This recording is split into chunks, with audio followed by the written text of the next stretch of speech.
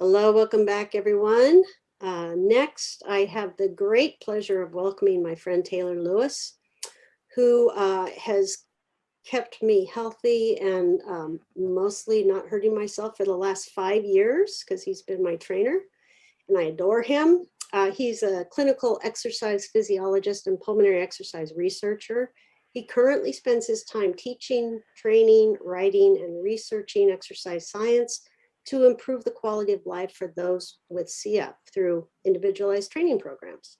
In 2017, he founded the Cystic Fibrosis Fitness Institute, which is a subdivision of the Pulmonary Performance Institute. And PPI's mission is to help improve the quality of life in individuals with a pulmonary condition through exercise. Today he's going to talk about strength building with CF. So please join me in welcoming Taylor. Thank you, Julie. I really appreciate it. It's an honor to be a part of this. So what I'm going to do with everyone is I'm going to share my screen so we can just get going here. And I'm going to leave some room open for questions at the end. So don't worry, we'll have them. And if I do not get to your question, I'll give you my information at the end to allow you to, if you want to contact me, with Julie, I love talking about exercise, and so we can set up a call or go through some emails. So today's talk is strength training in CF. And I want to first thank CFRI, Julie, Siri, the whole crew of CFRI for putting on such an amazing event and working with us to make this run very smoothly. Such a great staff and love the organization, been working with them for a few years now. So very appreciative of that. Who am I? So Julie kind of gave a little bit about who I am, but just a little bit more. I've spent 13 years as an exercise professional. I started my career as an exercise physiologist at a sports medicine clinic in Fresno, California. Then I went into strength and conditioning at the collegiate level, working with baseball athletes. Then over time, I was introduced to cystic fibrosis, and I shifted to spending time in CF and learning over the past 10 years. My mission is to help. My mission is to not only help educate, but bring the exercise literature that's been done by so many fantastic individuals into application for CF and other pulmonary conditions. Because sometimes it says, okay, we need to do something. Well, how do I program it? How do I put it together? What intensities? This is where I'm trying to bridge that gap. So then hopefully maybe by the time the end of this talk is you have a better idea of what could potentially help you. The objectives for today's talk is why strength training is important in CF. I want to go a little bit through the science and then the application of everything. And then understanding musculoskeletal strength, okay? It's very key is we talk about exercise and endurance training, flexibility training, all these things, but I want to try to start to advance the talks on strength training in various fashions and stuff like that, because it's a really big beneficial component to exercise in any populations. It doesn't matter who you are. And then at the end, give you strength guidelines that have been put together for pulmonary conditions, just to give you a basis. Now, once again, everyone's a little bit different. So this is just a general guidelines to kickstart your program if you need something, or just to kind of reference in what you're doing. So we know CF is a multi-organ disease. You know, it affects the brain, mental health, cardiopulmonary system. It affects maturation along with other things. My goal today is really going to talk about more of the musculoskeletal and the skeleton aspects of strength training.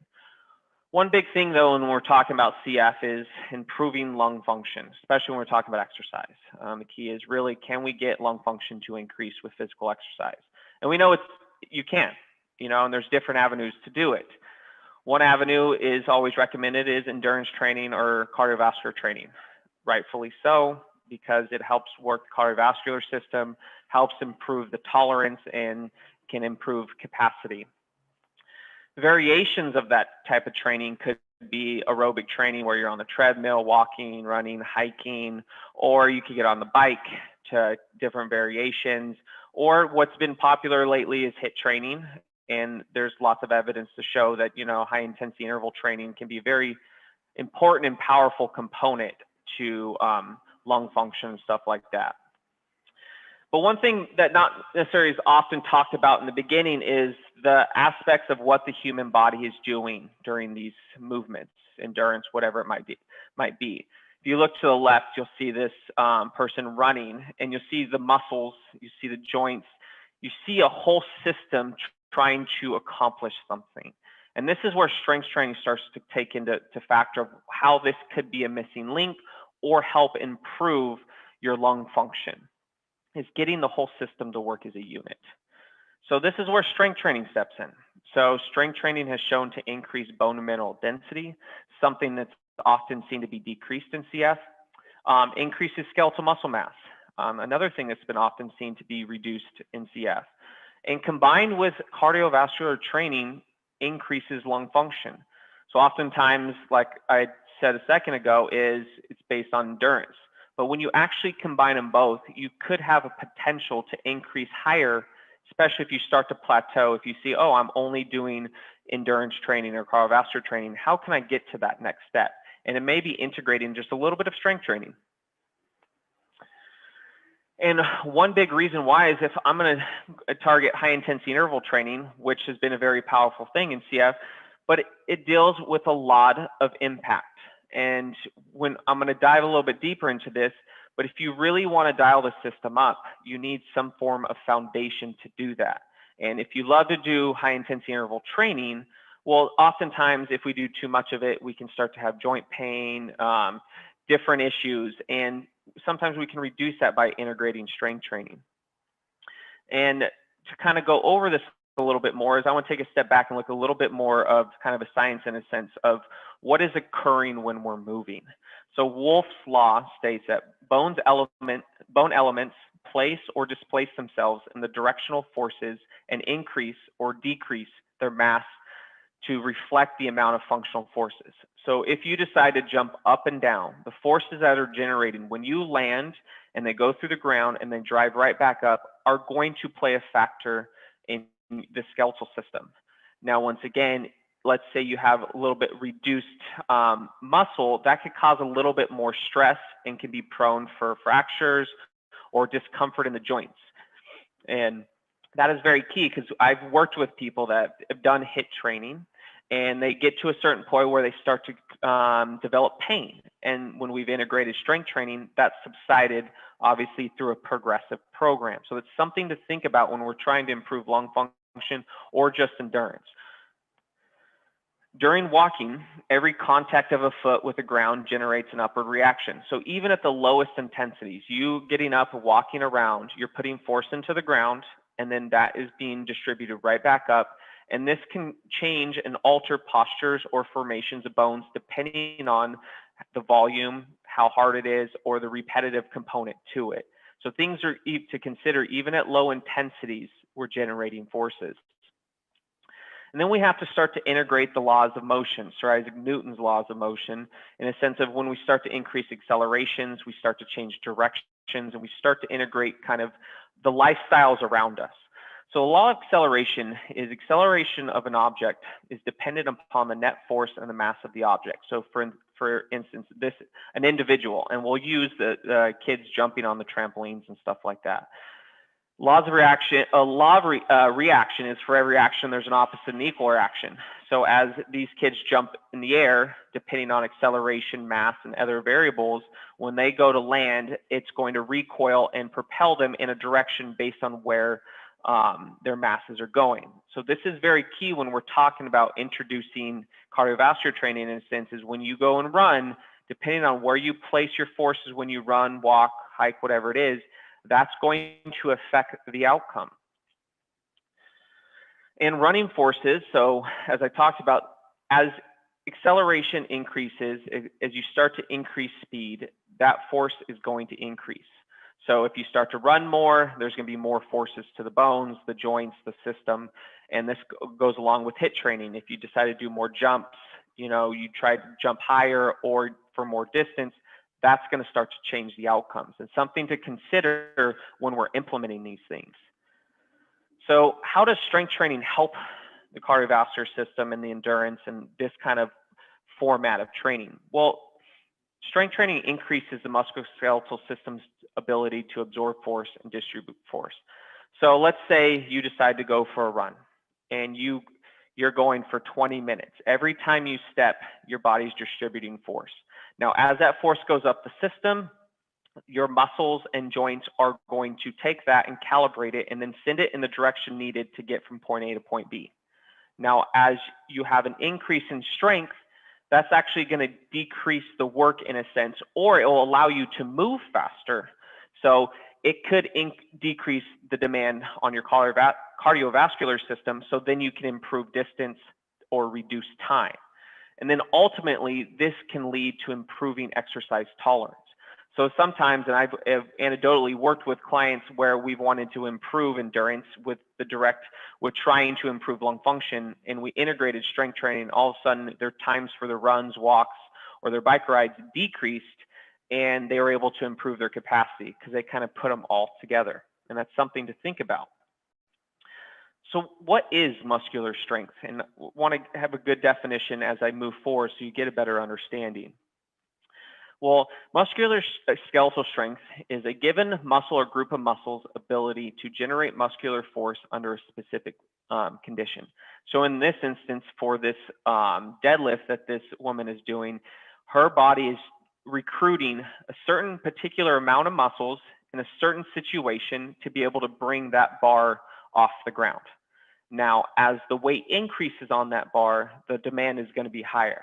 And eventually, they will get to the point if she keeps loading it up, she won't be able to do it. And that's where she's reached her thresholds. Now, depending on how many sets, reps, rest periods will determine how much you're going to be utilizing these systems.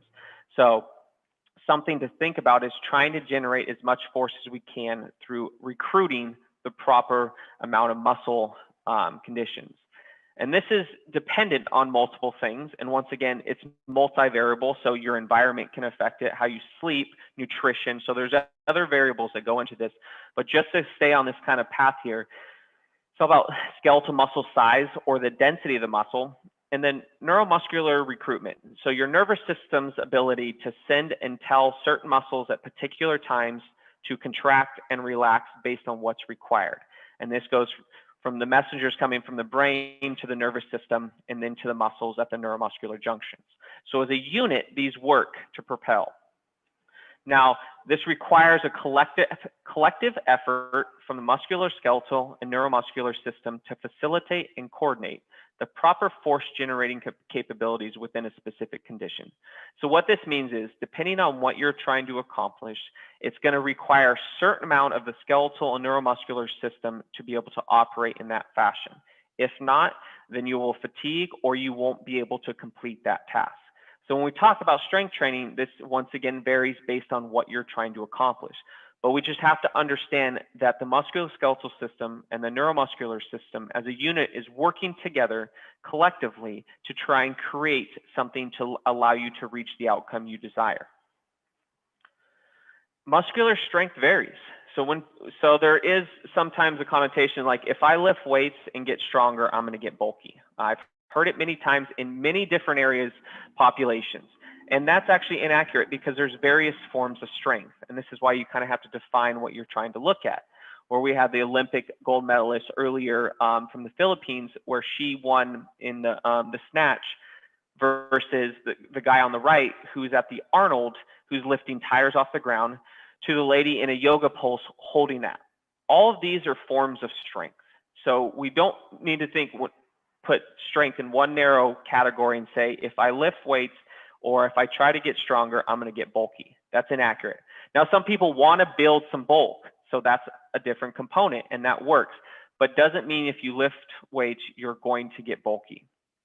So we should all lift weights. So let's look at the application of strength, because once again, it's all about how can I apply this. So I want to talk about the graded dose response. And this is where I'm bringing a little bit of science into the mix here to kind of give an idea. So a meta-analysis to determine a dose response, which means how many sets, how many reps was put together to see over 140 studies they looked at. They wanted to see what was kind of that sweet spot from untrained and trained individuals of how much I can do to improve overall strength. So in volumes of sets, so how many sets per muscle groups people were doing, what they found was an effect size of the sweet spot was around 4 sets. But one thing with this that I always tell people to look at is when the thing is, if you look at 1 set, already there is an increase as you go to 2. So what this means is doing 1 set per muscle group still can be a positive outcome over a period of time. So it's not like I have to do 6 sets of an exercise to get optimal gains. That's not necessarily the case here. Now, when we're talking about training intensity, which is how much weight is lifted, they looked at and saw that around 60% of someone's 1 rep max, which I will discuss a little bit further soon, was really good for untrained to see this kind of optimization of building muscular strength. So if you're a beginner, you don't need to be lifting extremely heavy weights. You just need to start to increase the weight as you get better. It's even seen even at 40% that there was positive gains. And then if you're a trained individual, and this was looking at people that had been working out for over a year, they saw that those gains started to increase more when they were at 80%. So as you get better at something, you're going to want to increase the weight, else it gets easier, and then you're not going to see that kind of linear progression there. So the results showed untrained individuals, their sweet spot was about around 60% of 1 rep max, or 12 reps per exercise, 2 to 3 days a week per muscle group. And then trained individuals was more 80% at 2 days a week, with the sweet spot being for both around 4 sets per muscle group. Now, time and life is a factor, and this is why I want to come back to this. Something is better than nothing, which means if you go into the gym and you have 30 minutes and you want to complete strength training or integrate it, and you don't want to skip it, doing 1 to 2 sets can be beneficial. Because we think about exercise, it's a long-term journey. You're not going to get absolute strength in 1 day. It takes time. You can talk to the strongest people in the world and it says it takes 10 years before they reach a certain level. So you don't need to get discouraged when time is a factor. The research shows that doing something is better than doing nothing. So that's something to consider as you start to potentially integrate this into your routines. So where do you start? So we know that, strength training works. So where are we going to start? The question is it free weights, machine-based? Well, it's a combination of both, and sometimes we overthink things and we get in as like, well, what's the best way? It's like, well, first, as simple as anything is just start somewhere. And I'm going to go dive a little bit deeper in the difference in free weights and machine-based. But once again, they're both very optimally. If it's resistance bands at home, same thing. The key here is just as it gets easier, you want to increase the resistance or the load that which you're working with. And I'll give you a couple tips on if you don't have a lot of weights on how you can do that as well at the end. But the real big key is when we're lifting and strength training, you want to think of the bigger picture. We call these the fundamental human movements, the movements you do every single day of your life that you may not think. This goes all the way down to the unconscious movement patterns that we create, okay? And we want to integrate these into our routines. And these are push, pull, squat, hinge, and core-based exercises. These are the fundamental movements of how we move every day. And I'm going to dive in a little bit deeper of why this is important. So the fundamental human movements, pushing, this works the chest, the shoulders, stuff that pushes away from your body. Pulling stuff towards your body, works more of the posterior chain, the back, something that's very key, especially when we're talking about having poor postures or rounding. When I do pulling exercises, it kind of opens me up and balances the front and back sides. Squatting, getting down to pick things up. We always do it, whether it's toys for the kids, family members, moving boxes. We're always doing a variation of squats. This works the quads, more of the front side, that anterior front side of the legs, calves, glutes. Hinging, this is where we hip hinge to go pick something up. Ideally, this is going to get some hamstrings, glutes. You see this is more of the posterior side of the body. So what you're seeing is we're trying to incorporate strength training that works the front side of the body and the back side of the body, and then balancing it between both sides. And everyone is different, so everyone's going to program slightly different because we sometimes need a little bit more of one versus the other. And then core. When I talk about core, I don't necessarily mean these rectus six-pack abs in the front. Now, what's key here is really working the deep core muscles and then also the superficial ones like the obliques. These are the muscles that really get you to move from left to right, A to B. The ab muscles in the front that tend to be correlated with core in just the general world, that's more of a show. Yes, they flex you, but functionally, they don't drive what we're trying to accomplish. So I'm not saying don't skip out on those muscles, but we really want to target those obliques, the deep transverse abdominis, all the deep core muscles. And why? Because it comes back to gait, walking, running, moving side to side. That's the key. As we integrate strength training that's more towards fundamentally movements through the day, you'll start to see yourself move easier, which then is going to require less of your cardiovascular system and cardiopulmonary system to give you the energy needed. So then you can decrease fatigue. All of a sudden you feel better, you move better, your mental health starts to increase. So we want to start to think, move with ease, and use what we do in the gym or at home to set us up for success when we're out during our daily lives. So going to the compound to isolated movements. So some people like to use more machine-based, and others like to do more multi-joint exercises. I always recommend telling people to do both. Now, once again, there's a difference. So when we take that step back and talk about Wolff's Law, when we generate force into the ground, we're going to then get a reaction back up through Newton's laws. So doing weight-bearing exercises are not going to only help target multiple muscles, but it's also going to help bone mineral density. Because you see on the right, there's not a weight-bearing aspect to it. Doesn't mean it's not wrong. It's just you want a collaboration of both, so then it makes that transition easier. One thing that's often talked about, especially from clients I work with, is when we do compound movements, it's not actually the muscular fatigue that happens. They get shortness of breath, and their capacity isn't at the level to get the stress on the muscles that they would like. So what I like to do is we start with compound muscles, maybe for the first exercise, and then as the fatigue increases, take some time off, and then target isolated positions. Because you want a combination of both. I want to build strength, but sometimes you just don't have that capacity if you do multi-joint or compound exercises, because it takes up a lot of energy. So I always tell people, it's like an hourglass. When you go into the gym or you start your workout, you tip that hourglass over. There's only so much energy you have for that workout. So I always like to tell people, do the harder parts first. And that's not necessarily doing cardio first and then strength training. You actually want to flip that. You want to do strength training first and then end with cardio if you're combining them. But in this instance, do compound exercises first and then move to the weight machines. Now, if you're just getting started, don't be scared where you're like, well, I don't feel I have good form here. Start with machine-based and then shift over there as you start to get comfortable. Once again, there's no set stone, but just to think about how you can integrate this in a more functional manner. And I always tell people, train in every direction. That's the key. If you look at your program and everything you're doing is forward to backwards, and we're not doing exercises that move us side to side, then you're not able to target the muscle's optimal potential, because muscles work in three-dimensional, or what we call triplanar, which means when I go to step, a muscle may be producing me to accelerate forward, but it has other components to stabilize in other directions. So think, train every direction, and you can split it up throughout the week. You don't have to do that every week or in every workout. So training recommendations. So this is key just to start. And once again, every individual is different. So you may start a little bit when you talk about, these are just basic guidelines to start.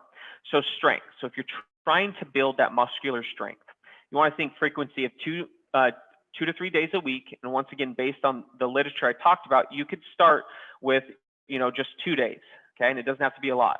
And then intensity, 60% of your 1 rep max, which I'll discuss in a second, how to kind of see where your 1 rep max is at, and 2 to 4 sets per muscle group for 8 to 12 reps.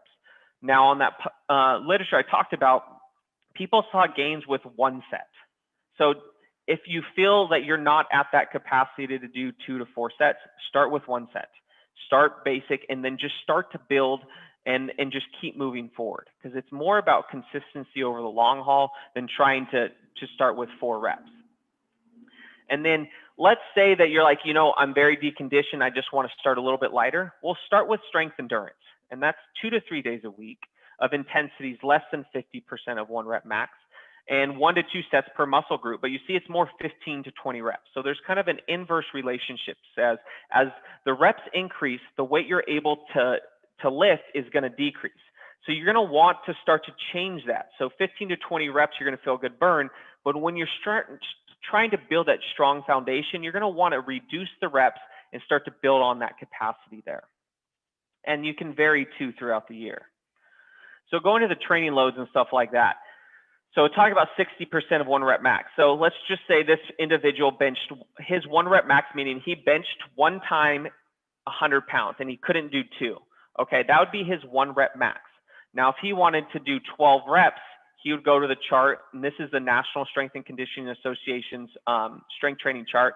He'd go 12 reps, and he would go down, and it would be 70 pounds, because 70% of 100, which would be his 1 rep max. So it gives him an idea of where to start if he wanted to do 12 reps. Now, not everyone has the ability to go into the gym and lift, or doesn't have the weights at home to do it. So another thing is you can do rate of perceived exertion. How hard is the exercise?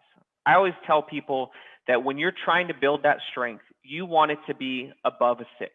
So those last couple reps, if you're able to get them done and it was easy, you're like, okay, it's time to increase the weight. If you're like, oh, well, I only had 1 more rep in me, maybe you stay there until you can increase. So at the very end of that exercise, so if it's 8 reps, 6, 7, 8 should be hard and very difficult, because you're trying to increase the threshold to kind of build that foundation. So the exercise outline, once again, push, pull, hinge, squat, groundwork, loaded carry. If the only thing you take away today is integrate these movements into your workouts. And just a quick example workout, if you worked out 2 days a week, okay, in the gym or at home for strength training, you'd probably want to do a full body workout, which means you work the legs and the upper body. Now, if you train 4 days a week, you can go upper body, lower body, upper body, lower body. But for instance, with this one, we do day 1, strength A, or circuit 1, some people say it's like 2 sets of 8 reps. You're going to do dumbbell lunges for 8. And I always tell people, since this is a compound exercise or multi-joint, it's going to increase the intensity of the body. So I always tell people, add a mobility drill, something to recover from, or a stretch. So if there's areas of your body where you feel restricted and you like to stretch, integrate that after your hardest exercise. So then you're not just waiting around being like, all right, let me wait 2 minutes, I feel better. Start to add density to your program. And then strength B, well, I did quads and glutes, and since I'm only working out 2 days a week, I'm going to work more of the back. So I worked the anterior side of my body. I'm going to work the posterior side of my body. Machine assisted pull-ups is a great one for the back, and then bird dogs. And this is very similar to day 2. Same thing, except we're working legs and upper back once again. And that's just a 2-day program. And this is because the body is built to move. So you want to train your body to move, and you just load it. And once again, always think quality over quantity. You're going to vary that, because once again, one day you may lift and feel strong, and the other day you may have to pull back. It doesn't matter. Just keep integrating those human movements. So the key takeaways: don't skip strength training. Even if it's 1 day a week for a couple sets, just don't skip it. Compound and isolation training when you're ready. So multi-joint free weights is very good. And then isolate the muscles if you're trying to target something. And little and often over the long haul. Once again, consistency is key. It's better to do 20 minutes on a Monday and then skip it and then have to go back on Monday and repeat, because your body will start to adapt. So just give yourself a break sometimes, do what you can, and just keep checking the boxes. So I want to thank everyone for joining me and listening, and I'll be happy to take any questions, and any questions I'm not able to get to, I'll be happy to talk to you later at some point about those questions. Also, here's all my information, so you can always email us or anything, and I'm always the one answering the questions, so please do not hesitate to reach out. So I will stop sharing and answer any questions people have. Unfortunately, we don't have time for questions, Okay. but if you type them in, the CFRI staff will make sure to get them to Taylor so that he can get back to you. Yeah, so, sorry about that, everyone, but I will definitely get back to you on any questions you guys have.